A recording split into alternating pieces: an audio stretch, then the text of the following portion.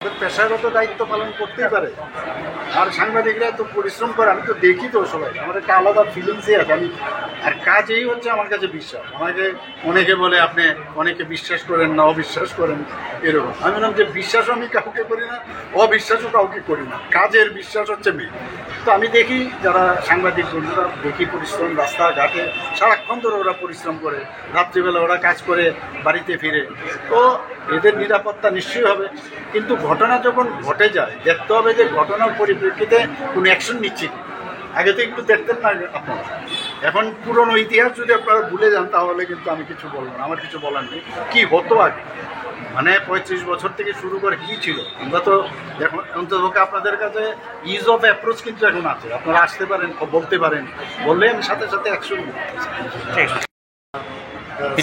इन लोगों को भी अटैक किया, मैंने तुरंत निर्देश दिया, अरेस्ट हो गए इनको, हम छोड़ेंगे नहीं, ये सब नहीं, वो सब यहाँ है। ये सरकार का एकदम क्लियर कट विजन है, जहाँ भी होगा जो जो मैंने लीडर का लोग हो, जो पार्टी का हो, कोई समझ मेरे साथ वो नहीं है कि इनको छोड़ दो, वो हम करें।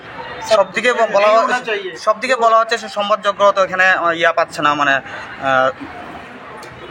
কোন জায়গায় যেতে পারছে না, তাদের উপরে আক্রমণ করা হচ্ছে সেই বিষয়ে। আপনারা আগেও তো দেখেছেন আর এখনও দেখেছেন, তো এই যে কালচার 35 বছরে যে সৃষ্টি করেছে, এটা একটা আমাদের ভিতরের মধ্যে, অনেকের মধ্যে এটা একটা হ্যাবিট হয়ে গেছে, ডিএনএর মধ্যে ঢুকে গেছে। অনেক টাইম লাগবে, হয়তো এই জেনারেশন আমরা নাও করতে পারি, নেক্সট জেনারেশন এটা হবে।